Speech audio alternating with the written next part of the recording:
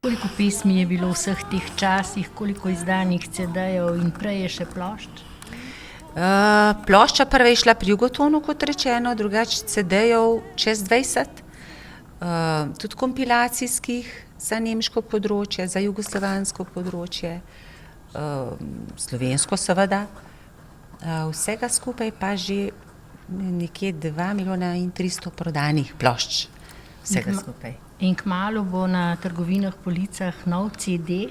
Ja, to je pa ravno v nastajanju. Jaz sem zelo počasna pri teh stvarih, ker mi vsaka skladba tudi mi more seči v srce, da mi leže na dušo, da sem lahko prepričljiva, da verjamem vanjo.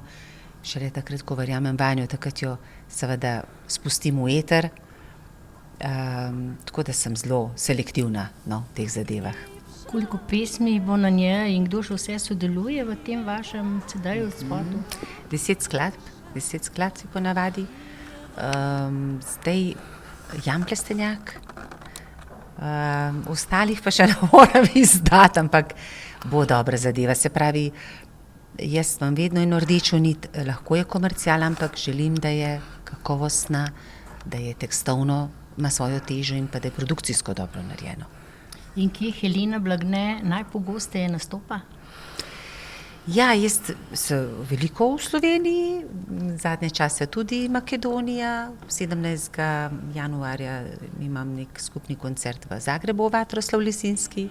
Veliko čez lužo, lani sem bila v Avstraliji že 7., naslednje leto ponovno luža, čez lužo. Pa tudi na gledaliških odrih, se pravi od 2008 sem aktivna tudi na odrskih deskah gledaliških. In sicer to je bila predstava Bakantke v režiji Vita Tauferja, glasba Saša Lošič. Zdaj sem pa 3 leta pa pol s ptujskim gledališčem sodelujem. Naslednje leto pa 2 nova projekta pripravljam. Zvezdano Mlakar in še enega, ki pa še zaenkrat v povojih. No, sodelujete pa tudi v operi? Ja, sodelujem, ne, imela sem pa koncert ravno zdaj v operi in je bil krasen koncert, moram reči, da sem zelo zadovoljna.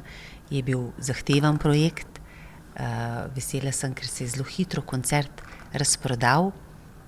Malo smo razmišljali o 2 predstavah, ampak sem se odločila za enega in tega ekskluzivnega, pa ga bom rajši naslednje leto ponovila, če že. Pred nekaj leti ste nastopila v dvorani Stožice, napolnila celo dvorano z Dunajskimi dečki.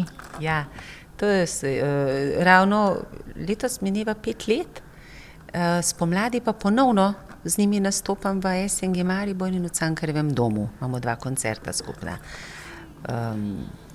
Ja, oni so zelo zanimiv, svetovno znan zbor teh mladih dečkov. Zanimivo je, da pri 14 letih se zamenjajo ti fantje, ker pri 14 mutirajo, tako da so letnik nekje od 9 do 14 let. Bili so malo preplašeni, ker so se ustrašili tako velike dvorane, pa sem jih jaz potem potolažila, ker oni so vajeni recimo maksimalno nekje do 2000.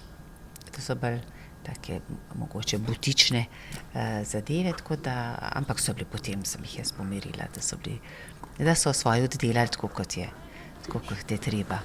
Helena Blagne prihaja iz Jesenic, tukaj je doma in tokrat bo 31. decembra zapela tukaj pred domačim občinstvom, lahko rečeva. Seveda domačim, jaz se vedno s ponosom povem, od kod izhajam, iz nekega delavskega, ruralnega okolja, lahko tako rečem, iz delavske družine, da sem v bistvu vesela, da sem iz takega okolja, ker me je to tudi naredilo v neko, tudi včasih brezkompromisno osebo, tudi seveda, da si borben, da imaš cilje, da imaš želje. Tako da je dobro rasti v takšnem okolju, jaz sem vesela. In prav 2 koncerta boste imela 31. oziroma že v letu 2017. Ja, začnemo ob 8 zvečer ravno tukaj na tem odru, potem grem pa v Maribor, kjer dočakam polnoč na Trgu Leona Štuklja. Zahvaljujem se vam za ta pogovor, želim vam še veliko uspešnih koncertov in čim več napolnjenih dvoran v letu 2017. Hvala lepa, tudi jaz vam vse dobro in seveda vabljeni na en lep koncert za Silvestrovo. To ni še novo leto, Silvestro ob 8 zvečer v dvorano Toneta Čufarja na Jesenice.